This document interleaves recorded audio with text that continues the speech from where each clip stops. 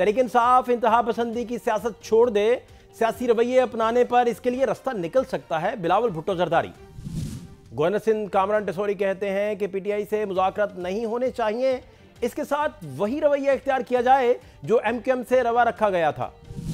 क्या सियासी इस्तेहकाम लाने के लिए हुकूमत और अपोजिशन मुज़ाकरात करने में संजीदा हैं? हुकूमत और हिज़्ब इख्तिलाफ के मुज़ाकराती एजेंडे में 180 डिग्री का फ़र्क, ऐसे में मुज़ाकरात के लिए सेम पेज पर कैसे आया जा सकता है? और मुज़ाकरात, मौफ़ी और मुज़ाहमत, जमहूरियत की गाड़ी दायरों के सफ़र से निकलकर कब मंजिल पर पहुंचेगी? हुकूमत और तहरीक इंसाफ के दरमियान सियासी इंतशार का दूर होना पाकिस्तान की मजमूई सियासी इस्तेहकाम के लिए ज़रूरी है, लेकिन यह रातों रात मुमकिन नहीं और ना ही कोई जादू की छड़ी दस्तयाब है। इसलिए शबाना रोज़ मेहनत दरकार है, जिसमें बामानी और नतीजा खेज़ मुज़ाकरात का होना सबसे अहम है, जबकि बातचीत के लिए माहौल बनाना भी ज़रूरी है। लेकिन बदकिस्मती से अभी तक ऐसा माहौल नहीं बन सका, जिसकी वजह से मुज़ाकरात शुरू होने के आसार नज़र नहीं आ सके, जबकि एजेंडे पर भी फ्रीकैन 180 डिग्री की दूरी पर हैं। इसके बावजूद हुकूमत मुज़ाकरात की बात कर रही है, दूसरी तरफ माफ़ी मांगने और एमक्यूएम जैसा सलूक रवा रखने के सिग्नल्स दिए जा रहे हैं, जबकि पीटीआई कभी मुज़ाकरात की दावत मुस्तरद करती है, कभी इसे मशरूत तौर पर कबूल करती है, कभी मुज़ाहमत का बयानिया अपनाती है तो कहती है कौन सी माफ़ी। इसके बावजूद कौमी सियासत मुज़ाकरात के गिर्द ही घूम रही है, जिसमें मुखालफिन पर तनकीद भी जारी है। जैसा कि कल सदर आसिफ अली जरदारी ने बानी पीटीआई का नाम लिए बगैर कहा कि एक शख्स 4 साल के लिए आया और दुनिया भर से ताल्लुकात खराब और मईशत को तबाह कर दिया। मुल्क को तकलीफें हैं, मसले हैं, वो आस्ते आस्ते कम होंगे, इसलिए कि एक बेवकूफ़ आदमी ने 4.5 साल में सारी दुनिया से हमारे ताल्लुकात ख़राब करा दिए थे, पाकिस्तान की इकॉनमी तबाह करा दी थी। अभी हमने आस्ते आस्ते सारी दुनिया से अपने ताल्लुकात दोबारा ठीक किए हैं। इन ताल्लुकात में हमारे साथ जनरल आसिम मुनीर साथ हैं। जबकि बिलावल भुट्टो का कहना है कि सियासी इस्तेहकाम ही मसाइल का हल है, जिसके लिए सियासी जमातों को सियासी रास्ता अपनाना चाहिए। सदर जरदारी सियासी जमातों में मुफाहमत का किरदार अदा कर सकते हैं।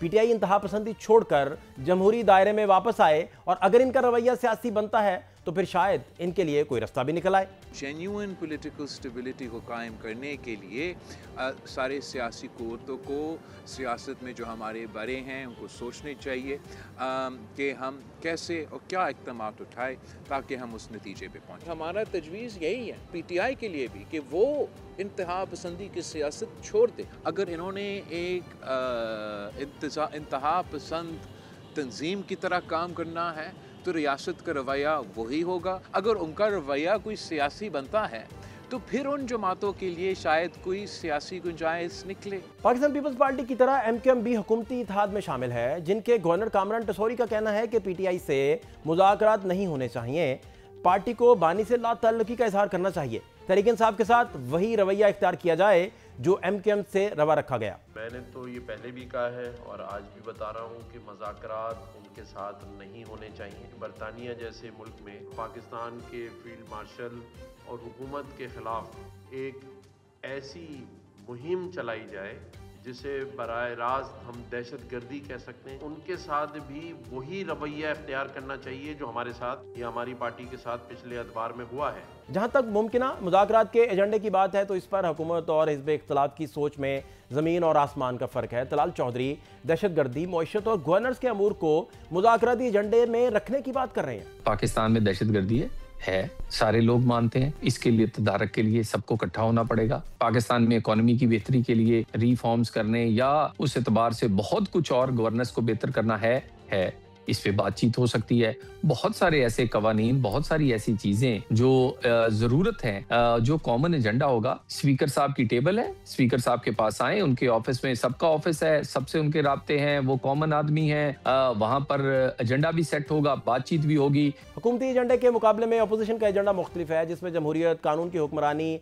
आइन की बालादस्ती, शिफाफ इंतखाबात, गैर जानिबदार इलेक्शन कमिश्नर और सिविलियन सुप्रीमेसी और इंसानी हकूक के नकात शामिल हैं। हमने एक एजेंडा दिया है, हमने जमहूरियत, रूल ऑफ लॉ, आइन की बालादस्ती, free and fair election, election commission और सिविलियन सुप्रीमेसी और ह्यूमन राइट्स, ये नहीं हमने ये एक एजेंडा दिया है और इस एजेंडे पे फिर बात होगी। फिर हमारा जो अपना नुक्ता नजर होगा एजेंडे पे वो हम खुल के सामने रखेंगे। इस वक्त तो हमारी तहरीक चल रही है, ऐसा तो नहीं है कि बस हमने ऐलान किया तो उसके मुताबिक जो नाम बस बैठ गए। ऑपोजिशन इत्तेहाद के इस मुजव्वजा एजेंडे से मुताल्लिक वज़ीर-ए-आज़म के कोऑर्डिनेटर इख्तियार वली खान ने कल हमारे प्रोग्राम में क्या बात की, वो भी देखिए। जो नए इलेक्शन कमिश्नर का उसकी तैनाती का तो ये मुतालिबा तो ठीक है, जाएगा बिल्कुल, वो होगा, अपने टाइम पर होगा और जो उसका कोर्स है वो प्रोसेस है उसके मुताबिक ही होगा। जहां तक दूसरा मुतालिबा है, अब शफाफ इंतखाबात पे अगर हम बात करें तो उसको तो कोई पार्टी डिनाई नहीं। 2018 में हमारा मैंडेट चुरा कर इमरान खान साहब की जमात को पीटीआई को दे दिया गया था। कोई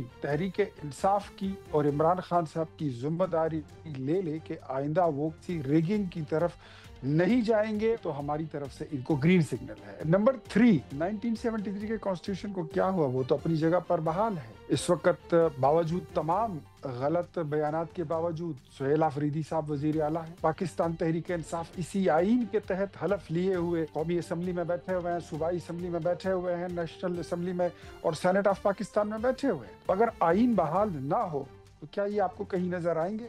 नो।